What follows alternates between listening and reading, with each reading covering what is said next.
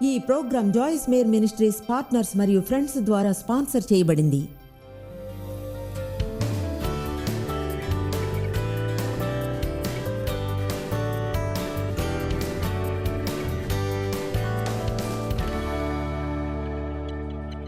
చూడండి, ఈరోజు మీకు ఏం తెలుసు అన్న దాని గురించి మాట్లాడతాను. మీకు ఏం తెలుసు? మనలో చాలామంది మనకు నిజంగా తెలిసిన దానికంటే ఎక్కువ తెలుసు అనుకుంటాం. చెప్పాలంటే దాంతో నిజమైన సమస్య ఉంది. అది చాలా అపాయకరమైంది. ఎందుకంటే మీకు తెలిసిన దానికంటే ఎక్కువ తెలుసు అనుకున్నప్పుడు ఏది నేర్చుకోవాలనుకోరు. ఎప్పుడైనా చర్చ్ సర్వీస్కి వెళ్ళినప్పుడు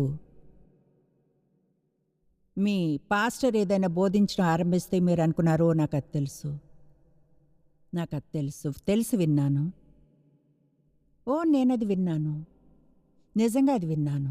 అయితే తెలుసా, ఏదో విన్నంత మాత్రాన దాని అర్థం మనకు తెలుసని కాదు. మనం అర్థం చేసుకొని విషయాల్లో ఒకటి ఏమిటంటే, తెలుసుకోవడంలో ఎన్నో వేర్వేరు డిగ్రీలు ఉంటాయి. ఏదైనా అతి కొంచెంగా తెలుసుకోవడం, తర్వాత దేన్నైనా ఒక ప్రకటన కలిగేంతగా తెలుసుకోవడం, అది మనలో లోతైన భాగంగా అవుతుంది. అది మన ప్రవర్తనలో తెలుస్తుంది. దేవుని వాక్యాన్ని అధ్యయనం చేసి చదవడం ఒక సమస్యగా అయ్యేది కూడా ఏమిటంటే, అసలైతే ఒరిజినల్ భాష, ప్రత్యేకంగా గ్రీకు, దాని గురించి మాట్లాడుకుందాం. మనందరం ఒకే పదంగా అనువదించే దేనికో గ్రీకులో అయితే వేర్వేరు పదాలు ఉంటాయి. ప్రేమ లాంటిది. ఉదాహరణకు, ప్రేమకు గ్రీకులో 4 వేర్వేరు పదాలుంటాయి. దాని అర్థం వేర్వేరు రకాల ప్రేమలు. ఫ్రెండ్ పట్ల ప్రేమ, స్పౌస్ పట్ల ప్రేమ, దేవుని పట్ల ప్రేమ. అయితే మనం అన్నిటినీ ప్రేమిస్తాం. ఐస్ క్రీమ్ అంటే ఇష్టం, ప్రేమ, పిల్లలు, కుక్కలన్నా దేవుడన్నా కూడా ప్రతిదాన్ని ప్రేమిస్తాం. ఈ పదం తెలుసుకోవడం అనేది ఆసక్తికరమైంది. ఎందుకంటే గ్రీకులో 8 వేర్వేరు వర్బ్స్ ఉన్నాయి. గ్రీకు భాషలో 8 వేర్వేరు క్రియలు. అవన్నీ తెలుసుకోవడంలోని వేర్వేరు స్థాయిలను తెలుపుతాయి. అయితే మనం వాటన్నిటినీ తెలుసుకోవడం అనే అనువదిస్తాం.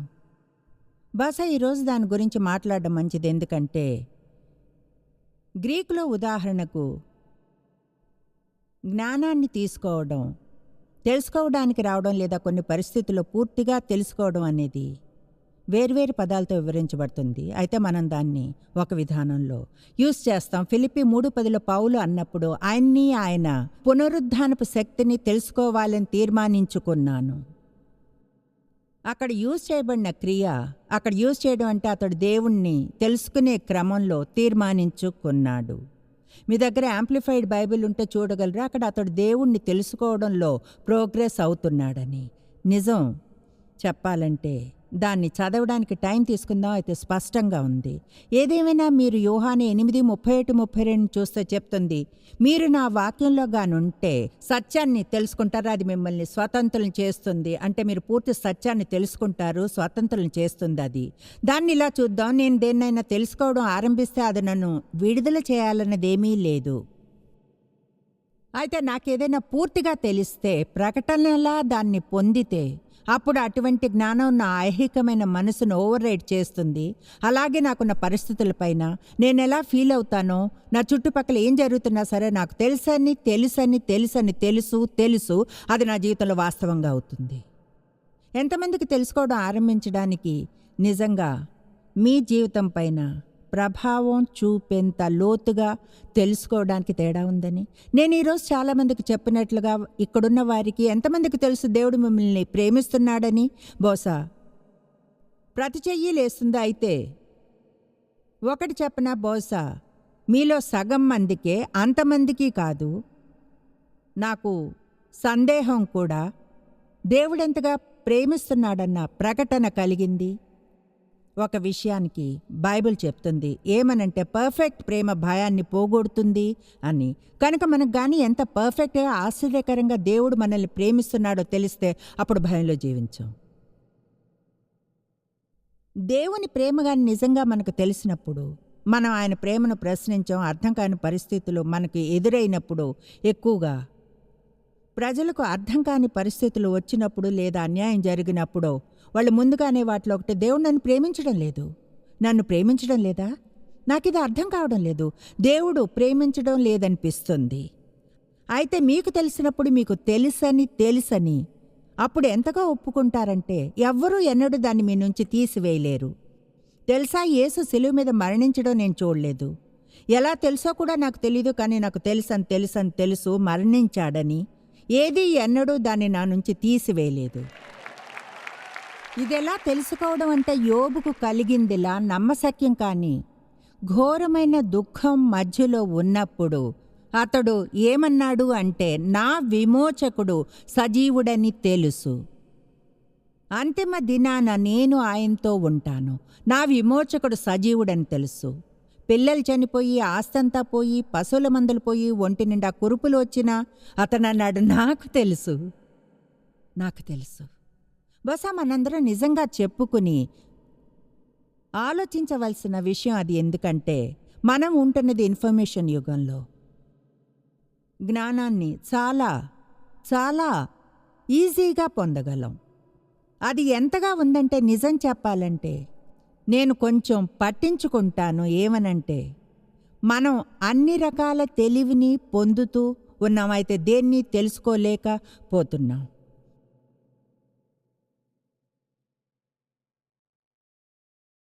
అలాంటప్పుడు మీకు నిజంగా ఏదైనా తెలుసా లేదా అన్నదానికి పరీక్ష ఏముంటుంది? చాలా సింపుల్ ఆన్సర్. మనకు నిజంగా ఏమైనా తెలిస్తే అప్పుడది మన ప్రవర్తనలో తప్పకుండా కనిపిస్తుంది, మన జీవితంలోని భాగమవుతుంది. అదేదో మన బైబిల్లో అండర్లైన్ చేసింది కాదు. మీ బైబిల్లో రంగులు అయిపోయేంత వరకు అండర్లైన్ చేయవచ్చును, లేదా మార్కస్ దాని అర్థం మీకేమైనా తెలుసని కాదు. ఆమేన్. ఇప్పుడు మీరంతా నా వైపు ఒకలా చూస్తున్నారు. చూడండి, మీరు ఉదయం లేవగానే మీ ఫోన్లో ఒక మెసేజ్ రావచ్చు, టీవీని ఆన్ చేయగలరు, మరొక సందేశం వస్తుంది, ఒక డీవీడీని ప్లే చేసి ఇంకేదో చేసుకుంటూ చూడగలరు, కాఫీ తాగుతూనో. మీరు ఒక సీడీని ప్లే చేసి కార్లో వెళ్తూ వినగలరు. మీ సెల్ ఫోన్లో మరొక సందేశం రావచ్చును, బ్రేక్ టైంలో, లంచ్ టైంలో ఐప్యాడ్ మీద ఇంకేదైనా చూడవచ్చును. దేవునికి స్తుతులు. మనకున్న నాలెడ్జ్కి నా జీవితంలో ఏం తెలుసుకున్నానో తెలుసా? నాకు ప్రకటనగా మారే ఒకే ఒక విధానం ఏమిటి అంటే, దాన్ని నేను అధ్యయనం చేస్తేనే మళ్ళీ దాన్ని నా జీవితంలో అన్వయించుకుంటే, కొంచెం ఇక్కడ కొంచెం అక్కడ కొంచెంగా అది కార్యం చేయడం చూస్తా, ఇంకొంచెం లోతుగా వెళతాను. చివరికి నేను ఎలా అంటే, అది నాకు ఏ డిగ్రీ వరకు తెలుసు అంటే ఎవరు నా నుంచి దాన్ని తీయలేరు. మనకు కావాల్సింది అదే. ప్రత్యేకంగా మనం జీవిస్తున్న ఈ కాలంలో, మనం రాబోయే కాలంలోనూ ఎవరైనా సరే వాక్యాన్ని ఈనాడు బోధించేవారు భూమి మీదున్న మోసం గురించి పట్టించుకోవాలి. ఎందుకంటే అది ఎక్కువగా అంతటా ఉంది. మన బుర్రలోకి ఊదరకొట్టే సందేశాలు కూడా మన బుర్రలోకి వెళ్ళేవి, మన ఆలోచన బాధించగలవని కూడా మనం గుర్తించలేము. దేవుని వాక్యం స్పష్టంగా చెప్తుంది. ఏమనంటే, అంత్య దినాల్లో మోసం ఎంత ఎక్కువగా ఉంటుందంటే, ఒకవేళ దేవుడు గాని రోజులను తక్కువ చేయకుంటే ఎంచుకున్న వారి కోసం ఎవరు దాన్ని సహించలేరు. ఈరోజు మీకేదో చెప్తున్నాను, ప్రతిరోజు దేవుడు మిమ్మల్ని మోసపోకుండా ఉండేలా చూడమని ప్రార్థించమని. మీరే తెలివైన వారని మీకు అలా ఎన్నడూ జరగదని ఊహించుకోకండి. నేను అలా ప్రతిరోజు క్రమంగా ప్రార్థిస్తా, దేవా ఎన్నడూ మోసపోకుండా చూడు, సత్యపు వాక్యాన్ని వేరు చేయగలిగేలా హెల్ప్ చెయ్యి. దేవుని వాక్యంతో నేను గుంటలో ఇటో అటో ఉండాలని అనుకోను. దేవుని వాక్యాన్ని సరిగ్గా ఎలా అర్థం చేసుకోవాలో తెలుసుకోవాలి. సమతుల్యమైన క్రిస్టియన్గా ఉండాలో, క్రీస్తుని ప్రపంచానికి తెలియచేయడానికి. సమతుల్యంగా ప్రపంచం నేనేదో ఒక ధార్మికమైన ఫ్యాన్టిక్ నన్ను అనుకోకుండా, కానీ నేను పూర్తిగా అమ్ముడుపోయి సజీవ రక్షకునికి శ్వాస పిలుస్తూ మన మధ్యలో నడిచేవానికి కమిట్ అయ్యానని తెలుసుకునేలా.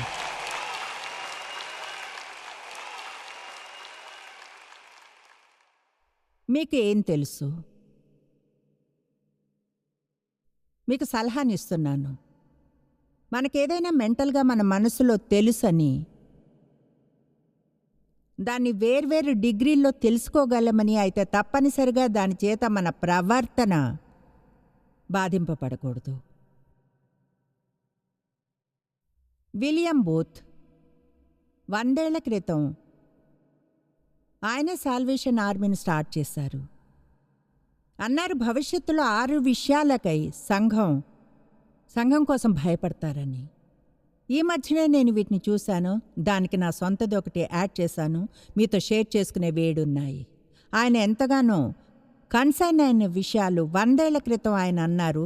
ఈ విషయాలన్నీ సంఘంలో పెద్ద సమస్యగా అయ్యే రోజుని చూస్తామని బాధగా ఉంది. నేను చెప్పగలను 6 ఈనాడు పెద్ద సమస్యగానే ఉన్నాయి. ఆశ్చర్యం వేస్తుంది.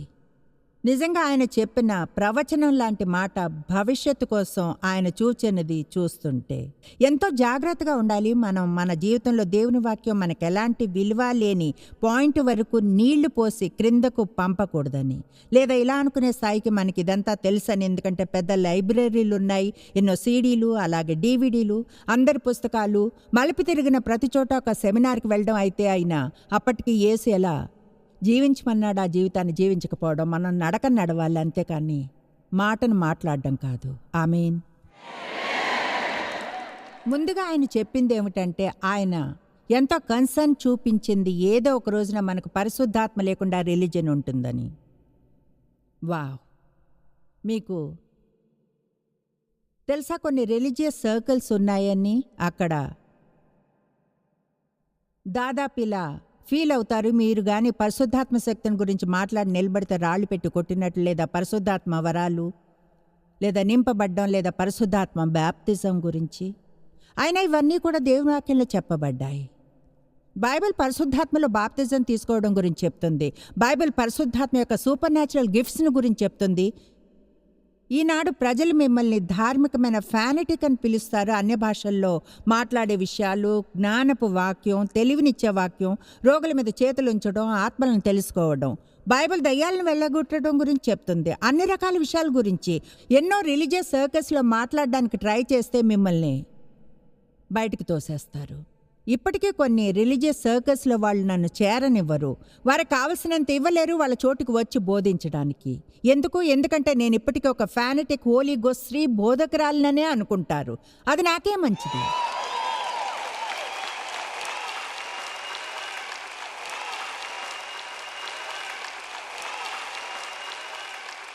బైబిల్ చెప్తుంది వాళ్ళ ఫలం చేత వారిని తెలుసుకుంటారని. ఇలా చెప్పదు వాళ్ళ ధార్మిక సిద్ధాంతం వలన అని. ఆమేన్. పరిశుద్ధాత్మను గురించి మాట్లాడకూడదని ప్రజలెంతగా అనుకుంటారో ఆలోచిస్తే భయమేస్తుంది. సెట్ చేసే దానిలో నేను ఒకదాన్ని. ఈ మధ్యనే పరిచర్లో చాలామంది యవనస్తులున్నారు. వాళ్ళతో మాట్లాడమని నాకు ఈ పరిస్థితిని అరేంజ్ చేసిన వ్యక్తి నాతో అన్నారు. ఏమనంటే, నేను కానీ వారితో దేవుని నుంచి వింటాను అని వారితో చెప్తే ఒకలా వాళ్ళు భయపడతారు అని.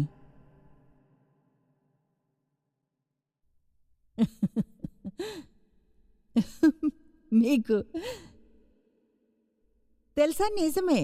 మీరు చేయవలసినదంతా బైబిల్ని చదవడమే. అంటే ప్రవక్తలు, అపొస్తలులు, పాస్టర్లు వాళ్ళందరూ అన్నారు, దేవుడు చెప్పాడు, దేవుడు అన్నాడు, చెప్పాడు, నాకు చెప్పాడు, నాతో అన్నాడు. దేవుడు చెప్పేది చెప్పడానికి సిగ్గుపడకుంటే మంచిది. చెప్పింది విన్నారా?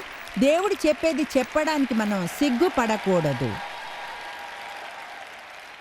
ఒక లీడర్షిప్ మీటింగ్ని చేశాను, ఒక పరిస్థితుల సెట్తో. అది కొన్నేళ్ల క్రితం. ఇలా అనకుండా ఎలా బోధించాలో నాకు అర్థం కాలేదు. దేవుడు నడిపించాడు, దేవుడు చూపించాడు, ఇలా మాట్లాడాడు, అలా చేయమన్నాడు, దేవుడు అది చేశాడు. ఎందుకంటే అలా కాకుంటే నేను ఇక్కడ ఉండేదాన్ని కాదు. అంటే అర్థం నాకు ఒకలాంటి రెడ్ ఫోన్ ఉందని కాదు, పరమునకు హాట్ లైన్ లాంటిది, ఎప్పుడు స్వరాలను వింటున్నానన్ను. అయితే దేవుడు మనకేదో చెప్పాడని చెప్పినప్పుడు నిజంగా దాని అర్థం దేవుడు మన ఆత్మ లోతుల్లో ఏదైనా చేయడానికి నడిపిస్తున్నాడనో, లేక ఏదైనా చేయవద్దనో అని. చూడండి, నా జీవితంలో ఎక్కువగా దేవుని నుంచి ఎలా వినాలో తెలియని విశ్వాసిగా గడిపాను. నేను ఎవరిని వినేదన్న చెప్పమంటారో నన్నే. నా మనస్సు, నా చిత్తం, నా భావాలు, నేను విశ్వాసిని అయితే ఐహికంగా ఉండేదాన్ని. తిరిగి జన్మించాను, అయితే శరీరంలో నడిచాను. ఎప్పుడు ఏది అనుకుంటే అది చేసేదాన్ని. నా భావాల అనుసారంగా నడిచేదాన్ని. నా సొంత ఆలోచనలు, నా సొంత చిత్తం. పరిశుద్ధ ఆత్మ లేకుండా రిలీజియన్ ఉండదు. అప్పుడు దేవుడు కోరుకున్నది పొందలేరు. పౌలు అన్నాడు, నాకు ఇది ఇష్టం. ఒక అపొస్తలుడుగా అది అతని మిషన్. చెప్పేది వినండి.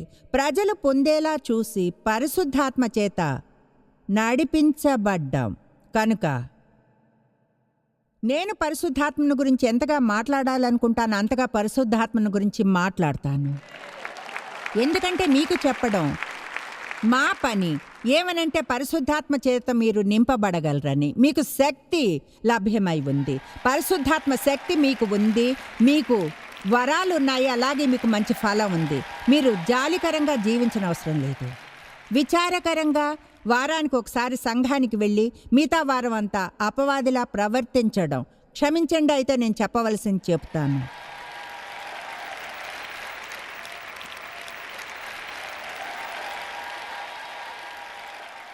నేను అలా చేశాను ఏళ్ల తరబడి.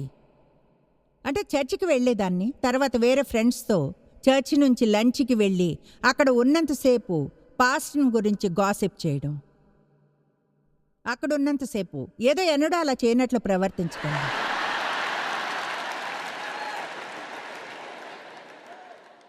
ఒక విషయం తెలుసా, దేవుని ఈ భూమి మీద ఇప్పుడు మీరు నా చేత అలా చేయించే మార్గమే లేదు. నాకు అనవసరం పర్సనల్గా అతని గురించి ఏమనుకున్నా. నేను అతన్ని కప్పుతాను, అతని కోసం ప్రార్థిస్తాను. నా నోటిని మూసుకుని ఉంచే జ్ఞానం ఉంది. ఎందుకో తెలుసా? ఎందుకంటే నాకు ఇప్పుడు తెలుసు కనుక తెలుసని అటువంటిది ఏదైనా చేసేదానిలో ఎంత డేంజర్ ఉంటుందో. ఓ అవును, మనకెంతో రిలీజియన్ ఉంది. పరిశుద్ధాత్మ లేకుండా ఒకదానికై ఆయన మన పాపాలకై కన్విక్ట్ చేస్తాడు, నీతి కోసం ఒప్పిస్తాడు. ఎవరితోనైనా మీన్గా అయిన నిమిషమే మనం పరిశుద్ధాత్మ చేత ఎంతగా నింపబడాలంటే మనం వెంటనే నేరభావన పొంది మనకు తెలియాలి. ఒక అబద్ధం చెప్పడం ఆరంభించిన క్షణమే మనకు తెలుస్తుంది. ఏదేమైతేనే ఏం చెప్తున్నానో మీకు తెలుసా? ఒక ఆబ్లిగేషన్లో చర్చి హాజరు అంటే రిలీజన్ అనిపించవచ్చును. దేవునికి అంగీకరించబడ్డానికి నియమాలను నిబంధనలను అనుసరించడం లేదా మీ గురించి మీరు మంచిగా ఫీల్ అవ్వడానికి సొంతంగా పొందడం స్పిరిచువల్ మెటీరియల్, అది ఆత్మికంగా ఫీల్ అయ్యేలా చేస్తుంది. నిజంగా అయితే కాదు. స్పిరిచువల్ బుక్స్, కార్ మీద బంపర్ స్టిక్కర్స్ పెట్టడం, మెడలో సిలువను వేసుకోవడం, ఇలా చెప్పే విషయాలు. చూడండి, నేను క్రిస్టియన్ని, నన్ను చూడండి, నేను ఒక మంచి స్పిరిచువల్ వ్యక్తిని. అయితే వీటిలో ఏవి ఎవరైనా నిజంగా దేవునితో నడుస్తున్నారు అన్నది సూచించవు. మీరు అనవచ్చు, దానికి సూచన ఏమిటి? అదేమిటంటే మన జీవితాన్ని ఎలా జీవిస్తామన్నది, ప్రజల పట్ల ఎలా ప్రవర్తిస్తాము, దేవుని పట్ల ఎంత విధేయతగా ఉన్నామన్నది. ఎన్నో ఏళ్ళు నేను చర్చికి వెళ్ళాను, అయితే పరిశుద్ధాత్మ చేత నడిపింపబడలేదా? అసలు నేను అంటే పరిశుద్ధాత్మ గురించి తెలుసు, నాకు సాలిడ్ సిద్ధాంతం బోధించబడింది, తండ్రి కుమార పరిశుద్ధాత్మను గురించి. ఎవరూ ఆత్మచే నింపబడగలనని చెప్పలేదు.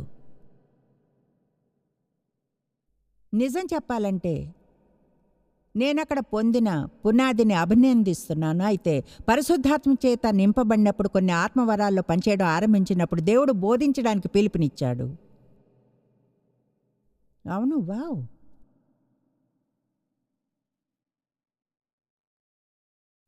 ఆయన చెప్పిన రెండవది ఏమిటంటే, ఆయన క్రీస్తు లేకుండా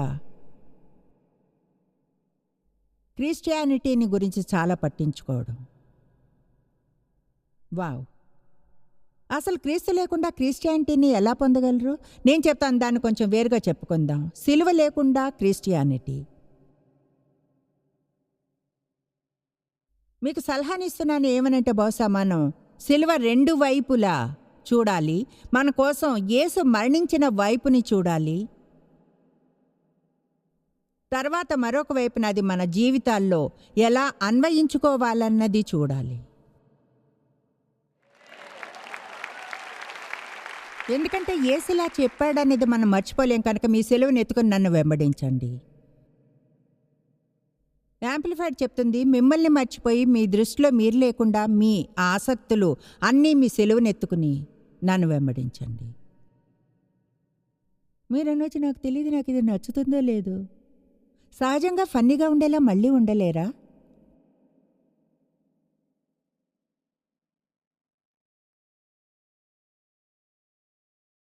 మనం కానీ దేవుడు ఉండాలనుకున్నట్లు ఉండేవారిలా ఉంటే అప్పుడు ఎల్లప్పుడూ మనం అనుకున్నవి జరగవు. ఎల్లప్పుడూ కంఫర్టబుల్గా ఉండడానికి పిలుపు రాలేదు. ఎల్లప్పుడూ నాకు అన్నీ సౌకర్యంగా ఉండడానికి పిలుపు రాలేదు. చెప్పేది వినండి, నాకు గొప్ప జీవితం ఉంది, నా జీవితం ఎంత అద్భుతంగా ఉందంటే కొన్నిసార్లు భయం వేస్తుంది. అయితే నిజాయితీగా ఉంటాను. ఇన్నేళ్ళలో నేను స్వయానికై మరణించవలసి వచ్చింది. అది అంత ఈజీ కాదు. అయితే చివరికి ఫలితం ఉంది. మనం ఎన్నడూ దేవుడు కోరుకున్నట్లు ఉండలేము.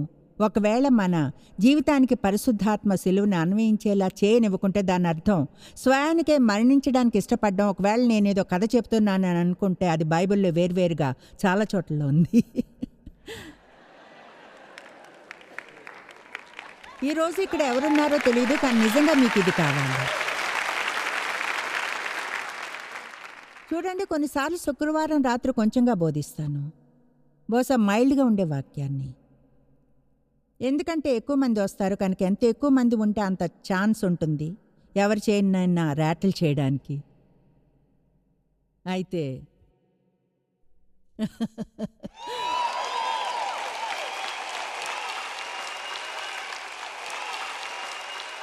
అయితే చూడండి, నేను నిజంగా పట్టించుకుంటాను. ఏమనంటే మనం కానీ నిలబడ్డం ఆరంభించుకుంటే దేవుడు మనం ఉండాలన్న వారిలో ఉండడానికి మిలియన్ల మంది తప్పిపోయి నరకానికి వెళతారు. కేవలం మనం వాక్యాన్ని ఒక విధానంలో బోధించబడగా వినాలి. అవును, మనల్ని ఓదార్చగలిగేది, ప్రోత్సహించేది, క్రీస్తులో మనం ఎవరమో చెప్పగలిగేది, మన జీవితాలను పరిచి దేవుడు చేయమంటున్నది చేయగలిగే వాక్యాన్ని వినాలి. ఒకరెవరైనా సంతోషంగా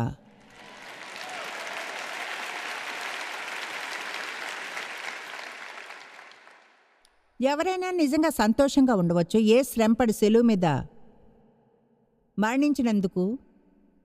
ఎందుకంటే వారికి తమ జీవితంలో సెలువును అన్వయించుకోని అవసరం లేదు కనుక. ఒకరు తమ పాపాలు క్షమించబడాలంటారు. వాళ్ళు క్షమాపణను కూడా అడగవచ్చును. అయినా చూడండి, వాళ్ళు ఎన్నడూ ఆ పాపాలకు దూరంగా ఉండాలనుకోరు. వాటికి దూరంగా ఉండి దేవుడు వారు జీవించాలనుకున్న జీవితం జీవించడానికి.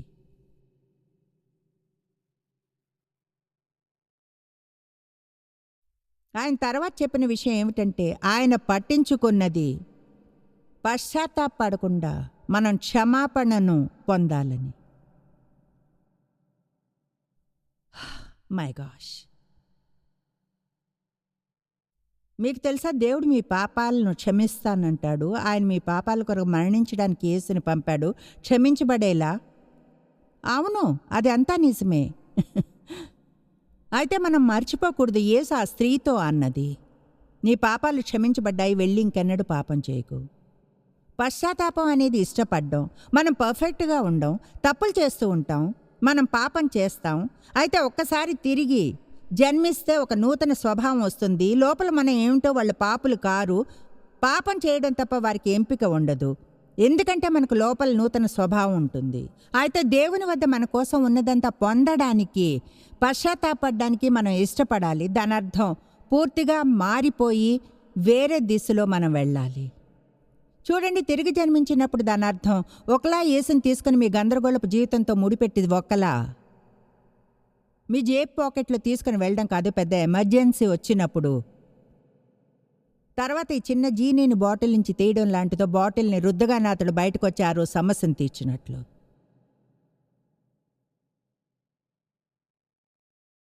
అది మీ జీవితంలోని మెస్సీగా ఉన్న ప్రతి ఏరియాలోనికి రానివ్వటం. తర్వాత ఆయన చెప్పింది, ఆయన పట్టించుకునేది ఏదో ఒక రోజున ఆయన రీజనరేషన్ లేకుండా రక్షణ పొందడం. దాని అర్థం ఏంటి? రక్షణ పొందాను కానీ మారను.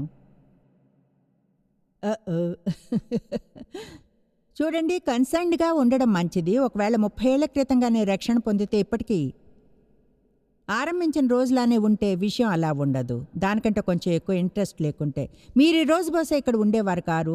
నేను ఈరోజు మీకు మాత్రమే కాదు, ప్రపంచవ్యాప్తంగా టీవీలో చూస్తున్న వారికి బోధిస్తున్నాను.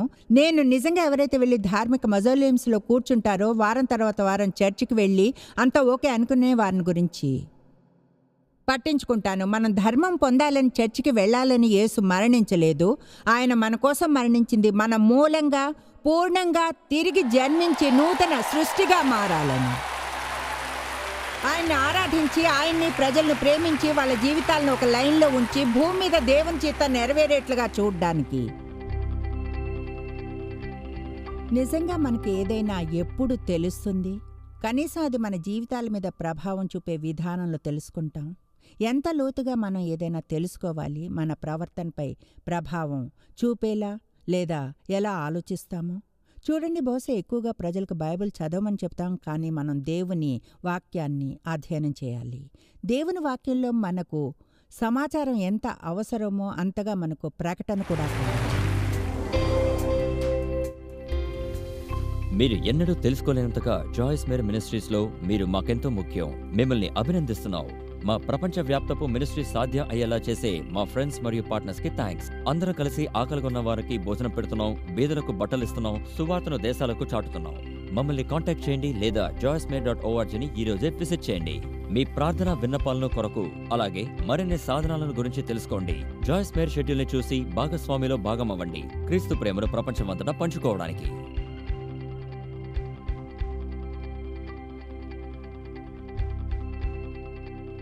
ఈ programme Joyce Meyer Ministries partners మరియు ఫ్రెండ్స్ ద్వారా స్పాన్సర్ చేయబడింది.